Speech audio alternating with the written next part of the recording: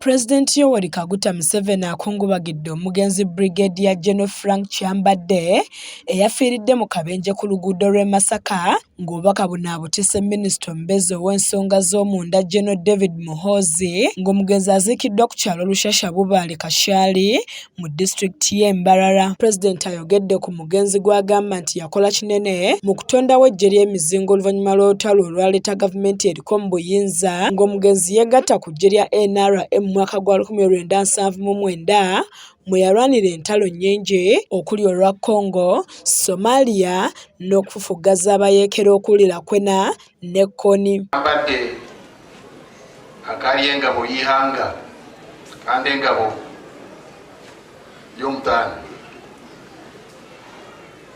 twine emyoga mingi omu mahe nari kuturukukora hariho kutera emizinga nka Kyambadde, hariho abatanka, hariho abakurandaho itaka n'embundu enkye, hariho aba Air Force. So Kyambadde abeerayo emizinga mwamburira Brigadier Kakono yamugambaho n'abamukurata ab'emizinga. Tirare Kyambadde kamutora nawe yagitoore. Twine abantu bakuru mu Tirare beira bakabandize batirari. Mu bubaka bw'omuduumizi w'eggye lya UPDF General Muhoozi Kainerugaba obusomeddwa Major General Francis Lutakira atendereza omugenzi gw'agamba nti abadde omujaasi omutendeke omukozi ate ng'atendese bangi ng'agamba nti alese eddibu ddene mu magye. On behalf of officers and militants of UPDF and on my own behalf, please accept our heartfelt condolence at this moment of grief following the demise of our beloved General Officer, your son, Brigadier General Retired Frank Kyambadde, which occurred on the 13th of September 2024, caused by the road traffic accident. The UPDF family extends its sympathy and condolences to the departed comrade's family, relatives and friends.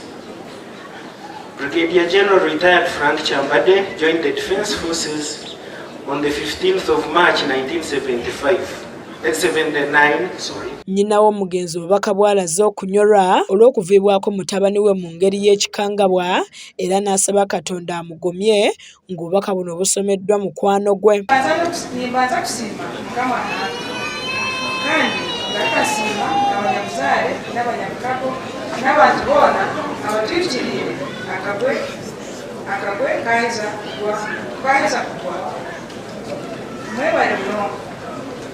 Bw'obwa nnamwandu birungi Kyambadde busomeddwa mwannyina ng'ono ategeezezza nti mwetegefu okulabirira abaana bba baamulekedde kyokka n'asaba okumukwasizaako kuba asigadde mu bbanga. Nnyo birungi Ana ninsasa muno habw'okurugwaho omusajja wange enganjani yange ataliyebwa amoti tukakora amahe tukakora emirimu yaitu mu mahe kurungi nyowe hanyuma y'emyaka 10 nahumura. Oluvannyuma omugenzi agalamiziddwa mu nnyumba ye ey'olubeerera nga bannamagye bamukubidde emizinga 7 ng'akabonero ak'okumusiibula.